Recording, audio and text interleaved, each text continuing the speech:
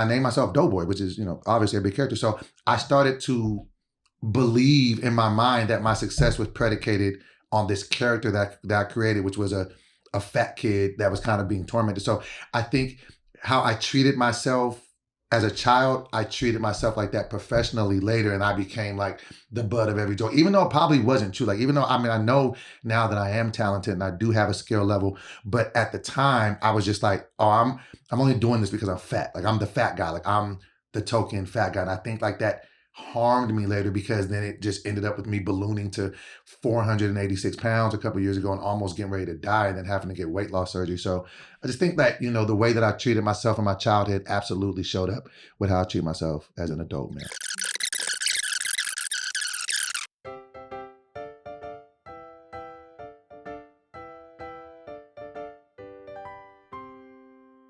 Hey everybody, it's Kenya, and this is the Thank You for Saying No podcast, where we find meaning in life's unexpected turns, where we talk about how rejection can actually be a blessing, and where we learn to be grateful for life's no moments.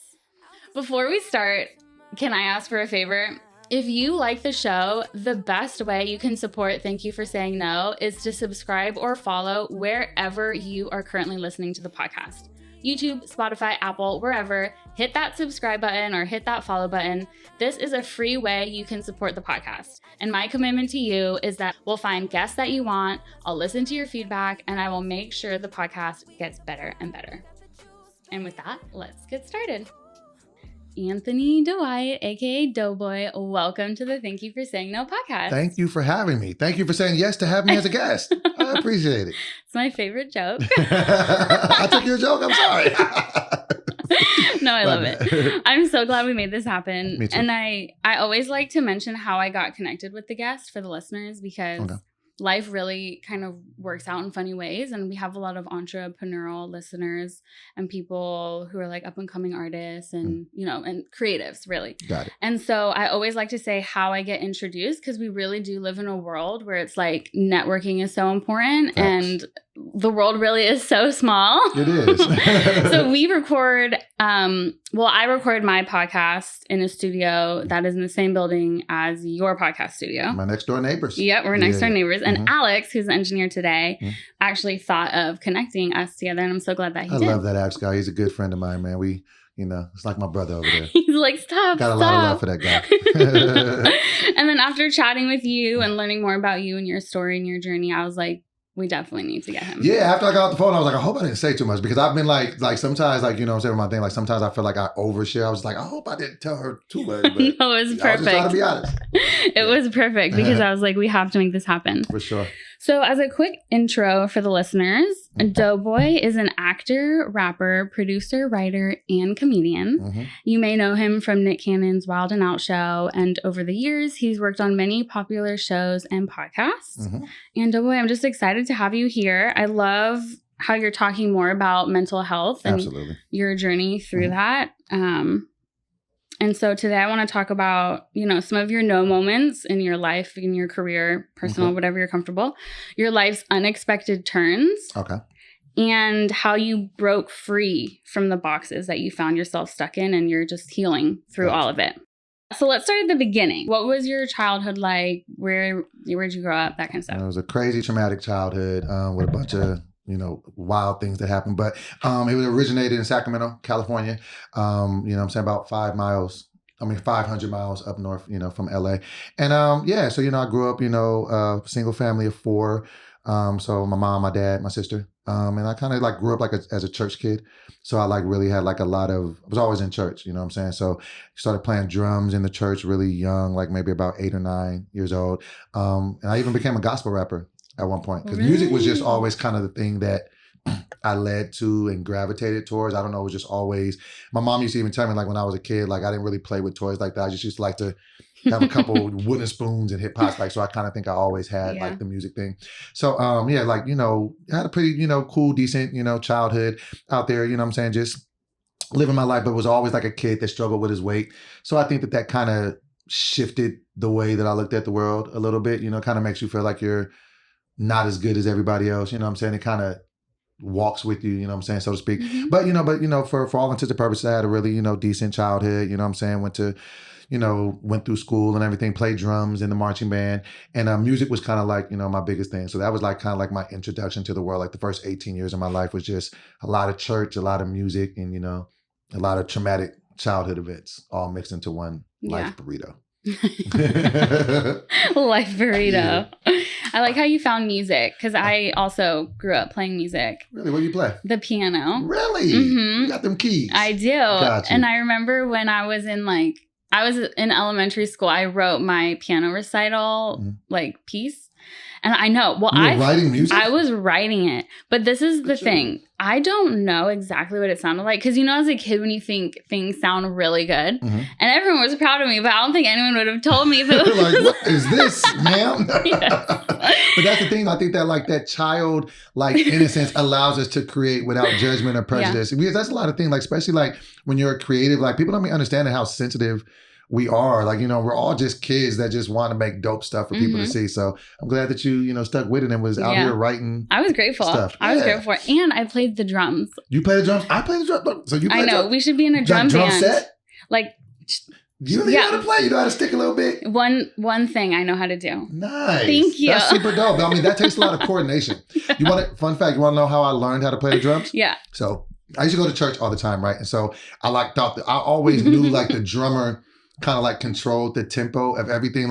If the drummer was moving too slow, they'd be pick it up, pick it up, pick it up. It was always the heartbeat. So I was I want to do that. So I went to my parents. I was yo, I want to play drums. They were I was can you guys give me lessons? They were we ain't got no money for that. So I said, okay, can y'all give me a pair of drumsticks? We have money for that. So they got me a pair of drumsticks, and literally for 3 months, I just sat the drummer, his name was Raymond. He would just be playing. I would just sit behind him in a chair, behind him, and just air mimic what he was doing. He's doing this. And then 3 months later, they were you ready to try this?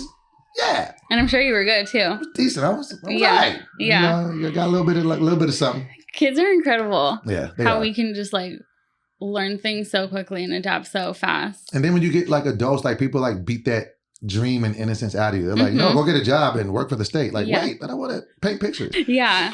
So how did your upbringing impact both your personal journey and your professional journey? It was a lot of things, right? Because I was dealing with a lot of crazy stuff at home. I'm just seeing things that I don't think children should see, and things happen to me that I don't think should happen to anybody. And so I think what became my source of dealing with it at the time, because I couldn't control any of it, was I just started to overeat. And so that was my thing. It was just okay, well, I can't control the chaos that's happening in my life, but I can control the food that I'm putting in my mouth. I didn't know this as a child. I learned this later in therapy. So I think me starting to become I think I started gaining weight. I was 100 pounds at 10 years old. So that's when it started to happen. And so then it was a switch happened though, because I started to see how fat kids got picked on. We used to get bullied. That's how I had to learn how to fight, because I'm I can't outrun these people. So okay, well, you want to fight? Okay, so I think just kind of coming up when you're big like that, it does something to you, right? And so then what I kind of learned in 7th grade was, I'll never forget this cat named Eric. He put me to the side. He was a big dude, right? But he was cool. Everybody liked him. He was just, and so I remember he was kind of my fat person mentor. And he kind of just pulled me under his sleeve. He was just look, man, you're going to be fat. Look, you got to be, he gave me a couple rules. He was number one, you don't ever want to be, if you're going to be fat, that's cool. Just don't ever be the fat funky dude, because nobody likes that guy. So don't be the dude that's that. And so I was okay. And then it was just plus people try to hit you with jokes, hit yourself with the joke first. And so I think that started this self-deprecating thing that I accepted, early on. So then I kind of grew up and I started being I could roast other people. But then it was almost like the Eminem 8 Mile effect. It was if I thought you were going to say something, I say it about myself first, everybody laugh at me. And that's I'm thinking you're laughing with me, but no, you're laughing at me. And so then how that transitioned later, as I got bigger and bigger, I started to, I named myself DoBoy, which is, obviously a big character. So I started to believe in my mind that my success was predicated on this character that I created, which was a fat kid that was kind of being tormented. So I think how I treated myself as a child, I treated myself like that professionally later, and I became the butt of every joke, even though it probably wasn't true. Even though, I know now that I am talented and I do have a skill level, but at the time I was just oh, I'm only doing this because I'm fat. I'm the fat guy. I'm the token fat guy. And I think that harmed me later, because then it just ended up with me ballooning to 486 pounds a couple of years ago and almost getting ready to die and then having to get weight loss surgery. So I just think that, the way that I treated myself in my childhood absolutely showed up with how I treat myself as an adult male. Yeah. If that makes sense. No, it does. And thank you for being so honest, For like sure. right off the bat. For sure. I love when people For do sure. that. So how did you, because you talked about getting weight loss surgery, but how did you have to also work on like why you were eating, kind of addressing those core issues? I wish that I would have, because what ended up happening was I always had a problem with my weight, but it didn't really become a problem. Oh, it was always a problem because I think I hit 300 pounds like in 2002. I'll never forget. I got on the scale. It was like February of 2002. And that was always like my marker for being a fat dude. It was like, all right, be fat, but just don't ever be 300 pounds. Like, that's obese, And so I'll never forget, I got on the scale and I was 306 pounds. And I was just like, what? Like, WTF? And I was like 21, 22 at the time. And it just really just kind of jarred me. Like, I'm, what I'm saying? Like that kind of big. And so then what ended up happening was in 2014, like I'll never forget, because I was stressing out. And this was even like after I was on TV, but, I was working at like a call center. And I remember at the beginning of the summer being like, I was like 400 pounds. And that was like a big thing. So now I'm like, okay, now you're in the upper echelon. This is in 2014. And so I was working at the job. And so then it was like June, I was like 400 pounds, right? And so then by September, I go because I'm like, maybe I should get weight loss surgery because I seen a commercial for it. So I went to the doctor, I'm 439 pounds. And so they're like, okay, like, yeah, this is probably a good, because I got the gastric sleeve, surgery. That's where they cut off 80% of your stomach and, whatever. And so they were basically like, okay, we'll give you the surgery, but what we want you to do is you're going to need to lose 39 pounds, then come back and we'll do it for you. So this is like in September. So like, we'll give you 3 months till December and then we'll do your surgery in January. We'll take you off of your job in December and then whatever. So here's the diet, go do it. During that 3 months, I was freaking out. Like, okay, I'm going to get this surgery. I'm never going to be able to eat the way that I want to. You know what I'm saying? Like, I just need to get this out of my system. No lie, from September to when I went back. Now, I'm supposed to lose 39. Okay. And I come back, and this is just from September to December. I went from 439 to 486. So they're like, we told you to lose 40, you gained 50. And I'm like, you're right. You want me to go back and lose the 8? They were like, no. We'll still do it. But then when they talked to me about it, they were just like, look, it's imperative that you go talk to somebody about what's going on, because this surgery, it's a alcoholic maker. It's a pill popper maker. It's a, if you don't address the core reason of why you're doing this, us performing surgery, you're going to have a transfer of addiction. But at the time I was just like, wait, why is it like that? Because I'm using and I'm utilizing food as my source of happiness and what's making me feel better. Once they do the surgery, you can no longer do that. If you haven't addressed why you were you'll turn food, to other just things. Do something else. I see. You know what I'm saying? They say that this happened, and they're like, go talk to a therapist. But I kind of grew up in an environment where we didn't trust that. Like, we never talked about mental health. I was like, I don't need that. Like, I'll be fine. And so lo and behold, like, I did it, and then within 4 months, I just turned into like a fully functioning alcoholic. Like, I was drinking like a fifth a night, and it was so much more damaging because now I got 80% less of a stomach that could absorb this. And so it's like me drinking a bottle a night at that time was like a regular person drinking 2. And then like that just carried on for like 2 or 3 years where I was really, really abusing alcohol. And that like ended me up with like 2 rehab stays. It was just like, it was a lot. And I don't like living with regrets, and I don't like calling things regrets, but I just really wish I would have listened to them, because I was going to have to do the work anyway. So, you know what I'm saying? I just kind of hurt myself in the process by not listening to the wise counsel of the people that were trying to give me the good information. Yeah. It was almost like you had to go through that though, to have that realization. Like you had to hit that rock bottom. Yeah. I'd be happy to hit my head. I got to go figure it out. I got to go find out what the worst part of this is. Like, let me see how bad it is. So, right. Yeah. No, I'm the same way. I can't, I have to try every single thing in my power before I'm willing to give up my will, if you will. It's a lot to just, give that up, you know what I'm saying? But I've learned from it now, and I've learned to just, be able to feel my feelings, process them, and know why I'm feeling, how I'm feeling in the moment. So I think I'm a lot more in tune with how I feel these days.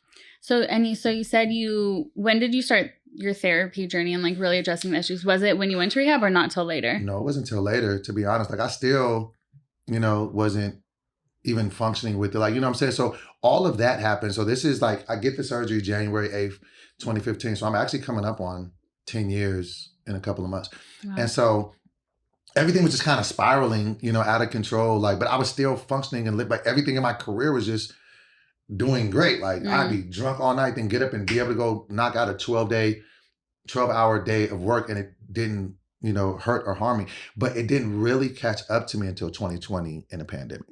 That's when, and I was losing weight. So just even on the weight loss of it, I had went from like 486 to like 285 in like a year and a half. Like, so I lost like 200 pounds relatively, quickly. And so I'm like, okay, I just lost 200 pounds. I'm feeling myself. I got a new, type of swag. I'm like, oh, this is cool. Like, you know what I'm saying? Then I think I had got down to as low as 250 in 2020.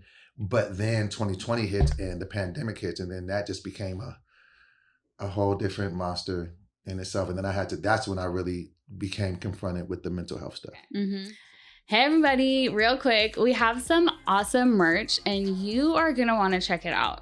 I've linked it in the show notes. And listen, I pretty much exclusively wear Thank You for Saying No merch because it's literally that fashionable and that comfortable. We have t-shirts, hoodies, mugs, canvas bags. The t-shirts say Thank You for Saying No across the chest. The hoodies say rejection is redirection, like this hoodie right here. And there's more to come, so it's very cute. Okay, go check it out. So, like, long story short, you know what I'm saying? Like I was just not acting like myself, because we were stuck in the house 3-4 months. Like I had never in my life been told stay in the house for 4 months. Like I couldn't work. I couldn't be busy. My whole routine that I had, it was all kind of shattered and gone. Like, and people like around me, you know what I'm saying? At the time, like I was like completely sober, not drinking. And people were just like, yo, well, like you're acting different. Like, cause I would just be doing weird stuff, like sending people texts like super late at night. Like, and it would be something like this. Like say I was texting you and I'd be like, hey, Kenya, like I'll see you at the gym tomorrow. Let's make sure we get a good workout. But I would send it one word at a time instead of just sending a paragraph. Just like awkward things like that. And then sometimes like my thoughts would get really dark. And I would just call people like, man, what's the meaning of life? I don't even want to be like sounding like I would self-harm myself or something. But I didn't know. But then at the same time, I'm not sleeping for 2 or 3 days. And I had always kind of had that not sleeping thing. And I kind of attributed it to, well, creatives don't sleep. And if you're a hustler, you don't sleep. And just go off 3 hours of sleep if you really want to get the money. No, get your ass some sleep. Yeah. So this is all going on like, like around May of 2020. So much to the point where, people in my life were just like, hey. But you were sober at this time? I was sober, super sober. Like I wasn't touching anything. And then at the time, you know what I'm saying, people in my life were just like, look, you're concerning me. And at the time, I remember I had just like bought a gun, and it wasn't over nothing nefarious. It was just all the stuff that we were seeing and, with the pandemic and we're about to be martial law and people are going to come and rob us. So I was just like, I need to get a gun. I've never handled a gun, but that's not a good recipe if you're thinking about self-harming and you got a firearm in your house. So people were starting to get, like people that were close to me were starting to be concerned. So people came to me and they were like, look, man, I don't know what's going on. I don't know what to do. Can I check you into this place? So, they can talk to you. So, the place being the psych ward. So I'm like, yeah, I'll do it. Like, and I kind of knew going in there, like, they going, cause, mental illness runs in my family on both sides. But the unfortunate part about that is I don't have close relationships with either side of my family. Like, I'm just kind of like the black sheep of the family. So it's like, I don't even have like 50, 60-year-old men that are in my bloodline. I'd be like, what do I have to expect, coming on? So long story short, I get into the, to the place and, it was very quickly, like right within that first day, they're like, yeah, you're bipolar. You didn't know? I was just like, nah, like what? So, and it was very jarring for me because they were just like, you're going to have to take some medicine for the rest of your life. You know what I'm saying? Like, this is something that doesn't go away. Like, you know what I'm saying? And then they were even just like, stress is a really, really big thing for you. And like, at the time I was going through things with my work, with the entertainment thing that was just really stressing me out. So it was even starting to be suggested like, maybe you don't do this. And so that was just very jarring to me to just be having conversations about the thing that I love. And you're telling me I can't do it anymore. And you're telling me I got to take a Molotov cocktail of a bunch of, I don't even like taking aspirin. Like I just don't like pills like that. So it was just really, really hard to even get into the mindset of, do I want to do this? And then the medications come along with a ton of side effects. So it was just, that was just very, very jarring for me. And to be very, very honest, it's really taken me all of the last 4 years to kind of get a little top on that, because it's not an easy thing to deal with. You know? I know it's not. And I have friends who deal with similar things, and I know their journey finding the right medication is a whole thing because of the side effects. And so I just think it's really admirable for you to even be willing to do that. And then to share it, to come share it. It'd be tough sometimes too, because, you know, I've had it to where, because the crazy thing was, like, when it happened, because we live in, like you said, the world is so small. This industry is so small, even though it seems so big. So then it's like, I go in there and then you're about DoBoy, you bipolar. And in this game, people really treat you differently. You know what I'm saying? Because when you tell them you got it, like I sometimes don't even like telling people that, because sometimes I just watch people's faces when I tell, and you could I'll be like, yeah, man, I'm bipolar. They be like, yeah. Like I'm finna just jump up and bite you in the face. Like, no, bro, I'm just telling you this is what it is. And I really hate that in our community, like, you know, primarily the African-American community, like we almost ostracize people for that. And to me, it's like, it's really not cool. And that's the only reason why I just say, you know what?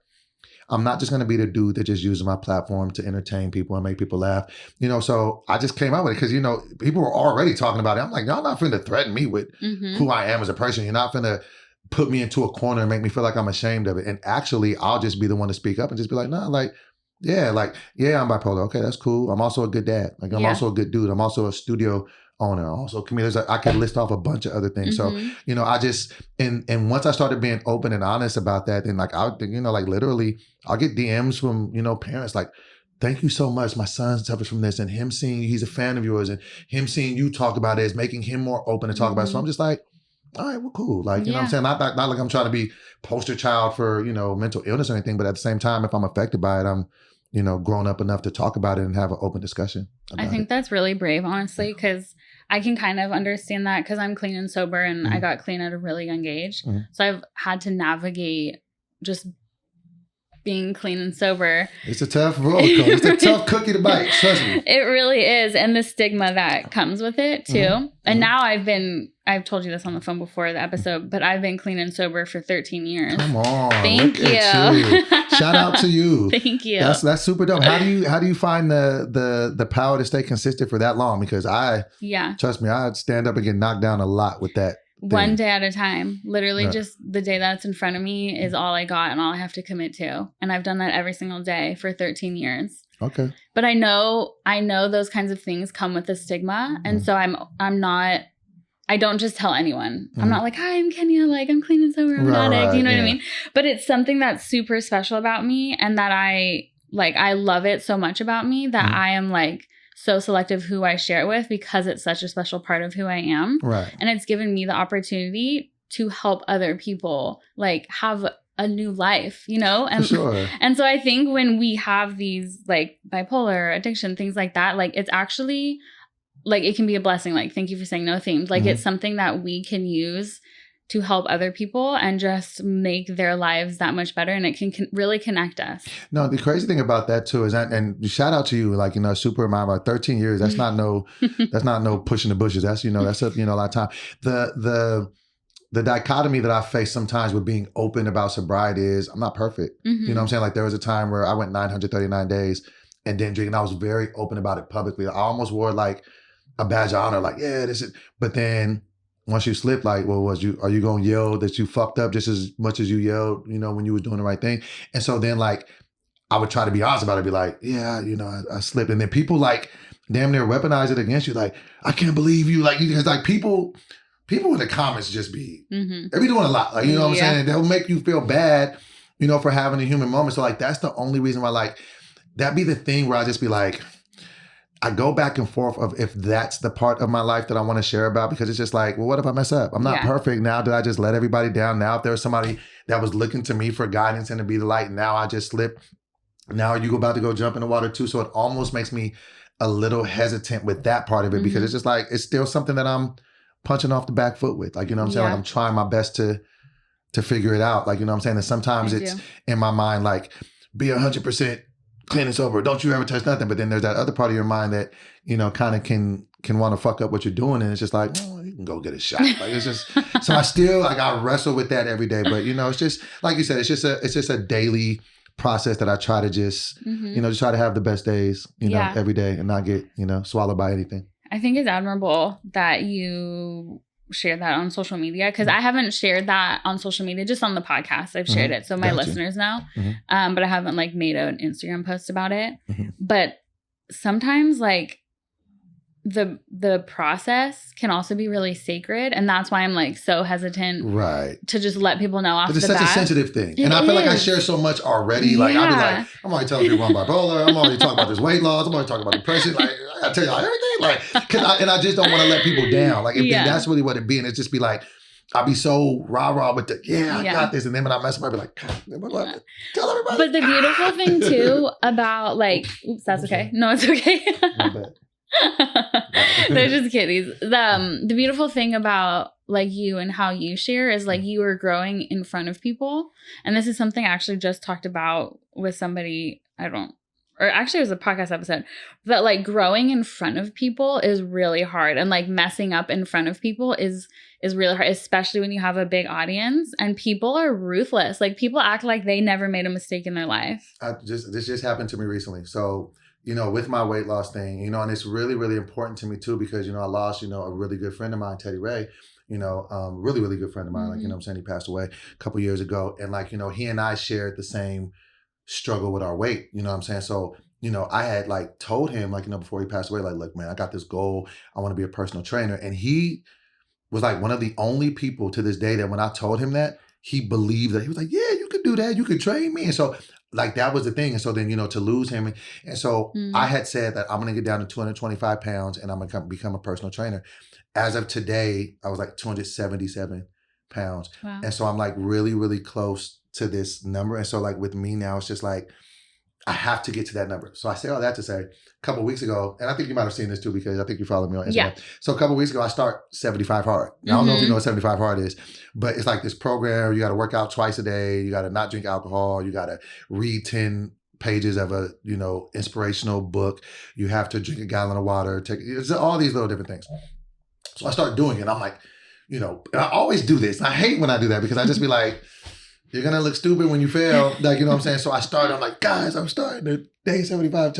By day 6, I was like, I see why they call it hard. So I fell off and I just stopped posting. Yeah. And so I was like, well, I can't just do that. And so then I literally came back last Friday like, all right, guys, I messed up, but I'm stuck. And people asked, I got like a ton of DMs of people just being like, thank you for being solid. Like, I'm like, I mess up all the time. And it's refreshing to see somebody be transparent with the stumbles and not just the touchdowns. So, yeah, it doesn't have to be 75 days in a row. I know. Let's just get them accumulatively. Maybe I get 75 out of 103. We'll figure it out.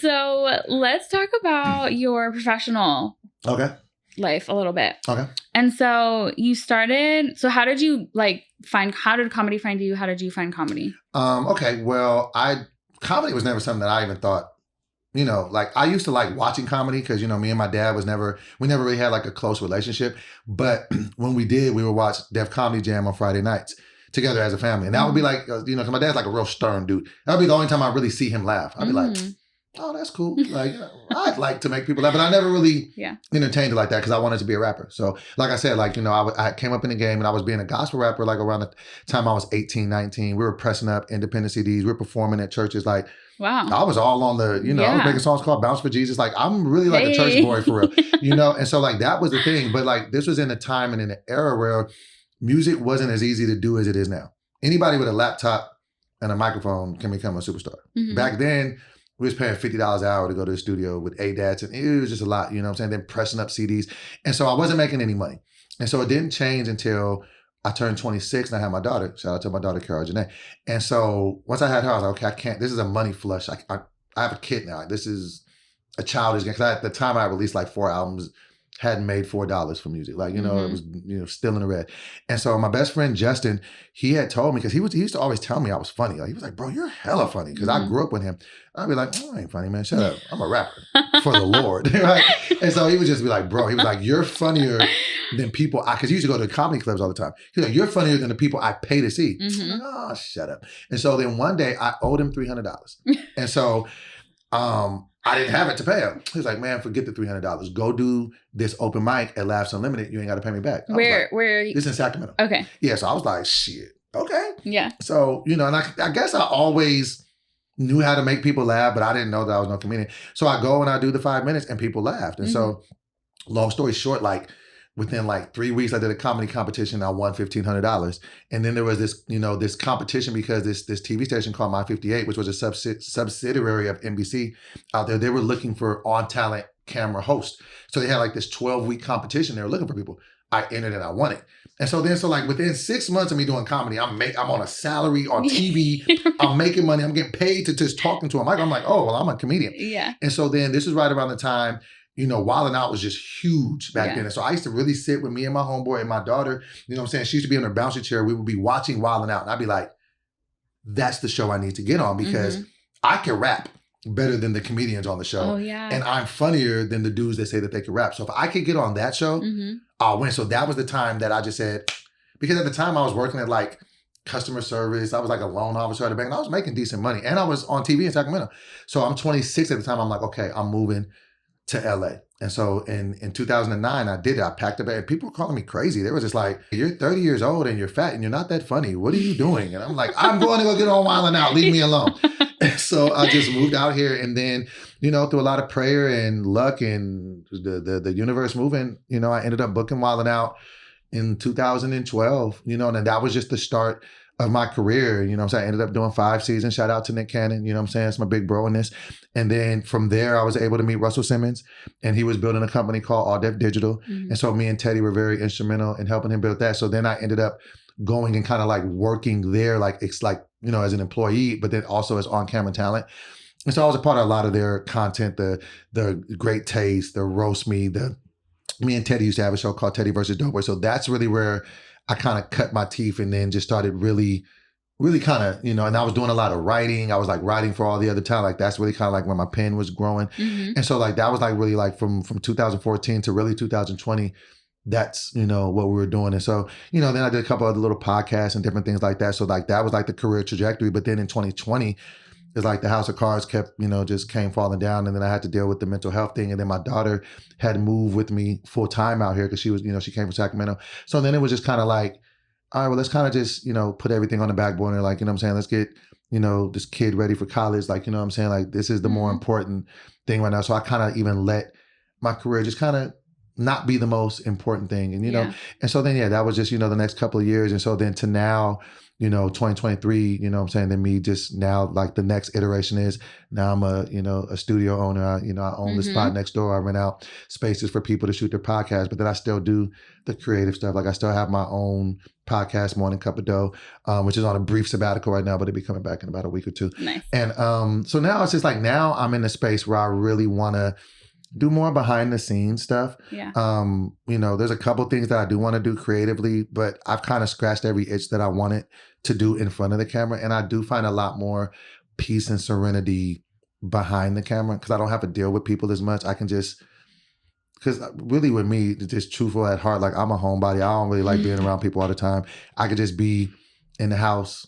As long as I can get Wi-Fi where I'm at, I could be creating art. So, like that's kind of like what I really want to be now. And I want to be like the eye to identify who's the next Doughboy or the next superstar. And how can I use my resources and what I know to help cultivate them? But it don't really be pushing me the same way that it used to be the front man of it. Because there's a lot of pressure that comes along with that too. Sure. That makes sense. Yeah. So in that trajectory that you just explained from your professional life, were there any no moments that you experienced where that like you got a rejection or something didn't work out, but it actually led you to something really great?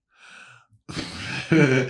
I had a lot, but one that I could highlight the most is in 2020, I just seen a lot of people distancing themselves from me. And I don't want to scapegoat it and say it was because I was diagnosed with bipolar, but for whatever reason, a lot of people with a lot of opportunities walked away from me. And it was really, really hurtful. And I didn't understand it because I was just like, I love these people. Why is this happening? Like, you know what I'm saying?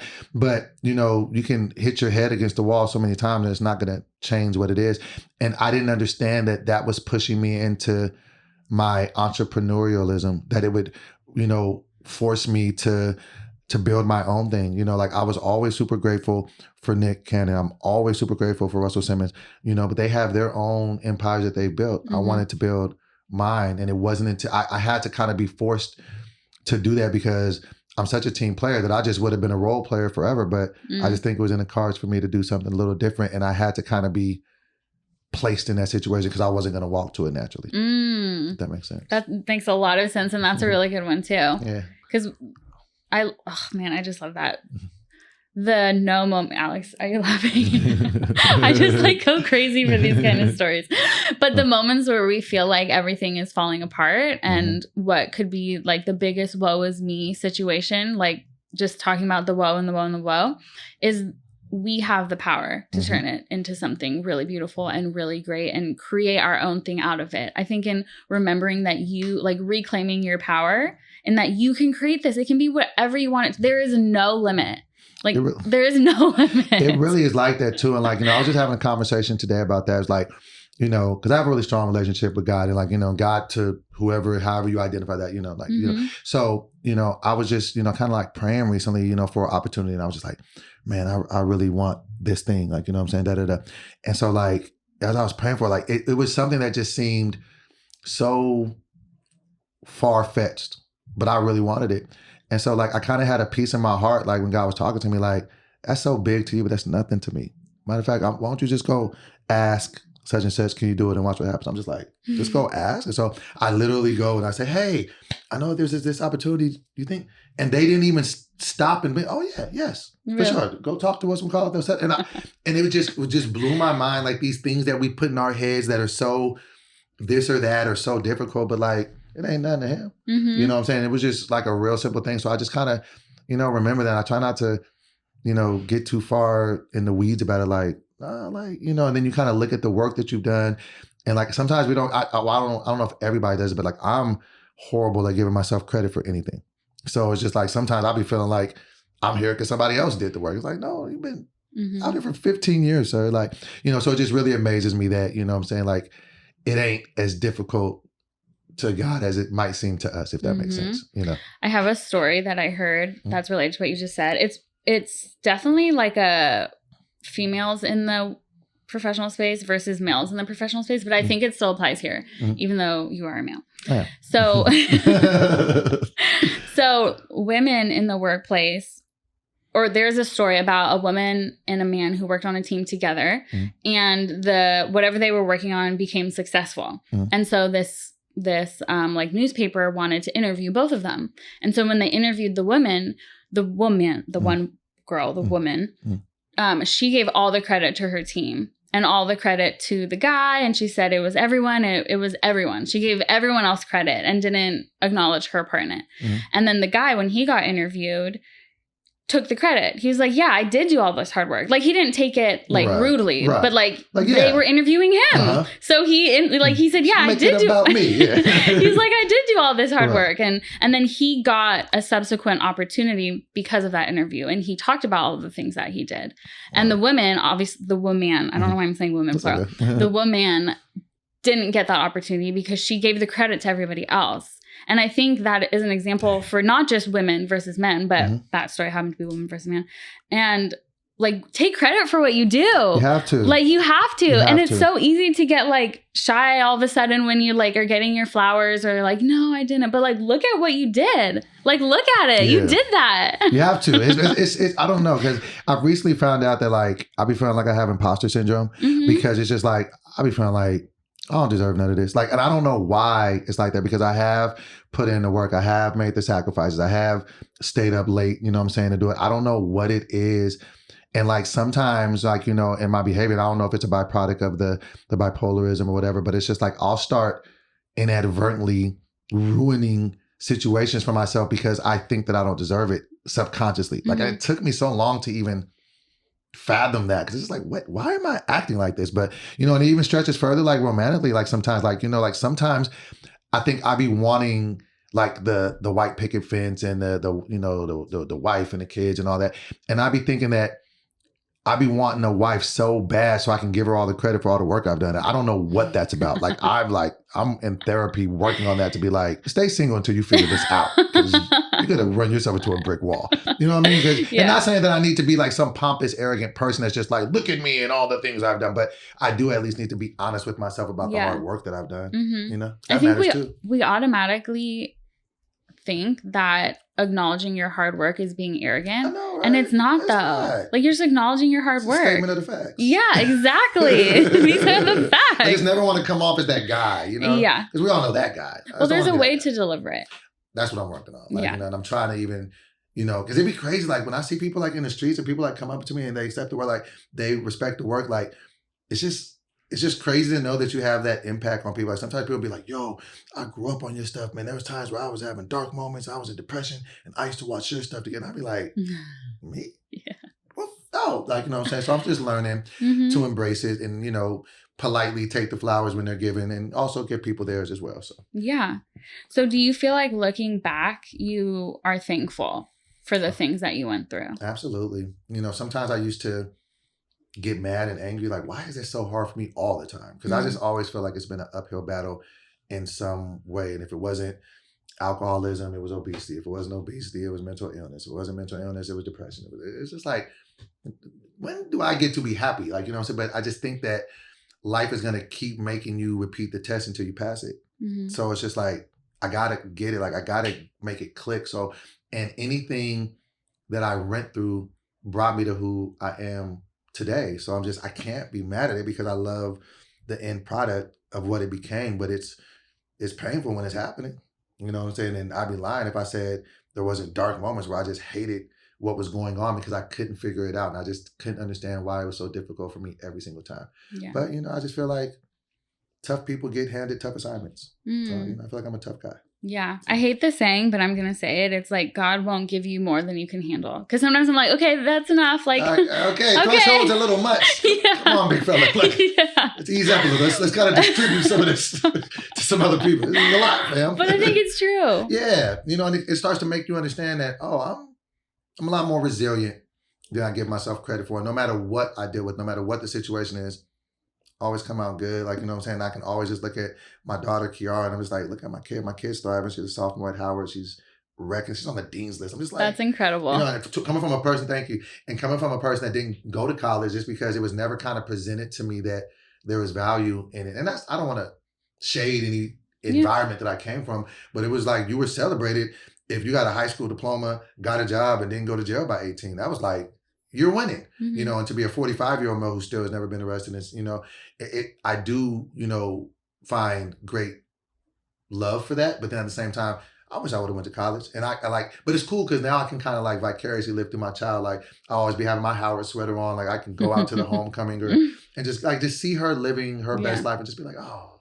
You could still go. Great. It's never too late. I don't know that I really want to. Okay. Because I just don't really like school like that. I wish I would have went in the time. But like now I'm just like, I don't even know how it would add value to my life. I do want to take a cooking class though. Yeah.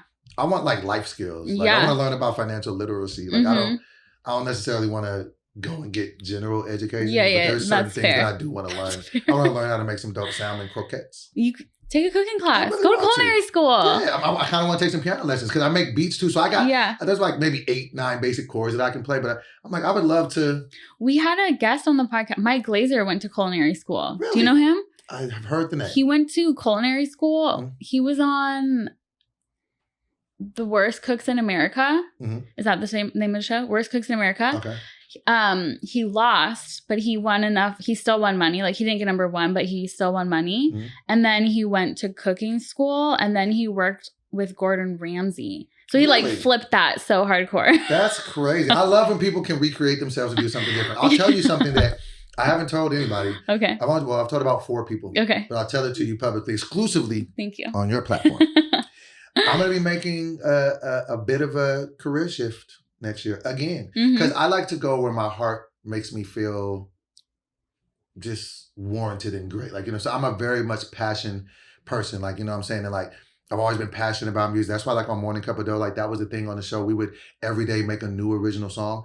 In 6 months, we made like 125 songs and released them all. Like we would make them live because I'm super passionate about music.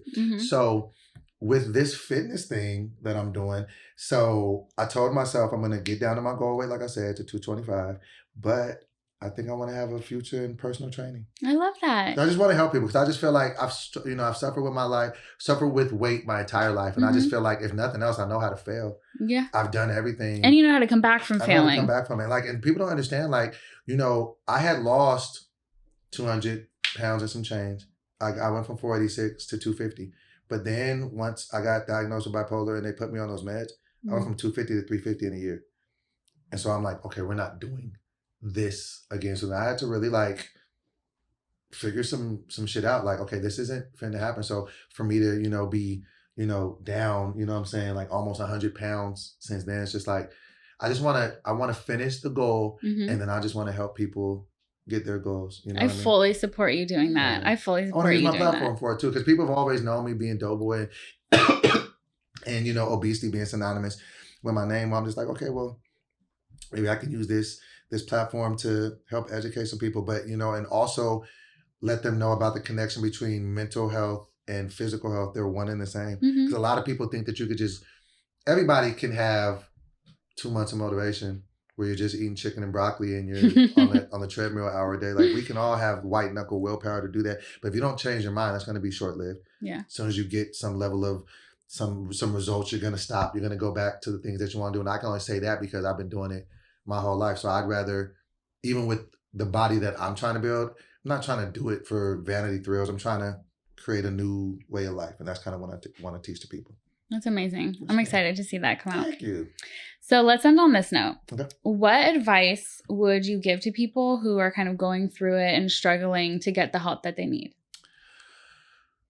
Be honest with yourself about what it is. Like, mental health is a real thing, man. Like, self-harm is a real thing, and you can't fix anything you won't acknowledge there's an issue with. So, just be honest and understand you're not alone. Like, that's the hardest part of what I dealt with or deal with mental health is just the feeling of isolation and aloneness, or feeling like nobody gets me or there's nobody I could really talk to. That's why I was like reluctant a lot of the time to even talk to a therapist. I'm like, how you're not bipolar? Like, wow, I'm gonna tell you what you know about it. But the more you can open up, the more you can talk to professionals, and more you can live a normal functioning life. Like, it doesn't have to define you. Your life does not have to be defined by your diagnosis. So I would just say, just talk to people, be open about it, and be open to making the changes, because that's the biggest thing. Like, a lot of people will deal with mental illness, whatever, and then they'll look at it like they don't have to do any of the work, or they're just trying to ISO one thing. Like, okay, well, I just won't drink. Okay, that's cool, but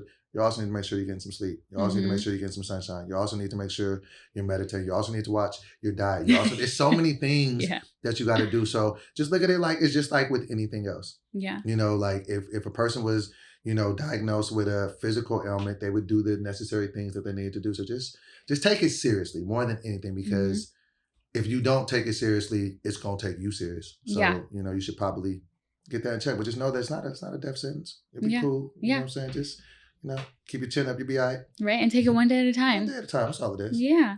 Well, thank you. Thank you for having me. This blew by fast. I know. Great conversation. I hope I didn't ball hog the conversation. No, it was amazing. Yes. I'm always so grateful and in awe when guests come on the show, and you today, you just come and you come so vulnerably and you just share it really, truly from the heart. It just means a lot for you to do that, to come on my show and do that. Well, thank you for allowing me on your show. Maybe I can get you on my show one day and we'll have a conversation.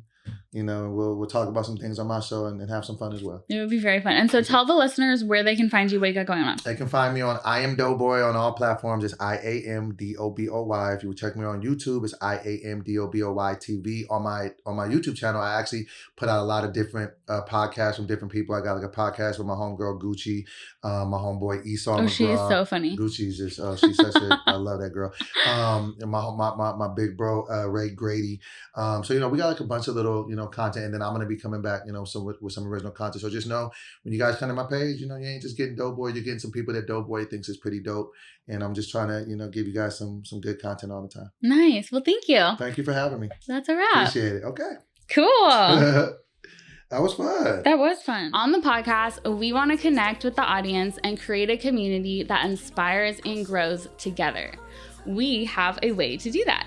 Submit your own thank you for saying no moment or story and how it's impacted your life in a great way, and then we'll read it on the podcast. There's a form linked in the description where you can submit. You can respond anonymously, of course, but if you leave your name and your social media, we'll give you a little shout out when we read your submission. And all submissions will be part of a drawing to win some exclusive Thank You for Saying No merch. Follow and subscribe to the Thank You for Saying No podcast, and you'll get every episode as soon as it's released.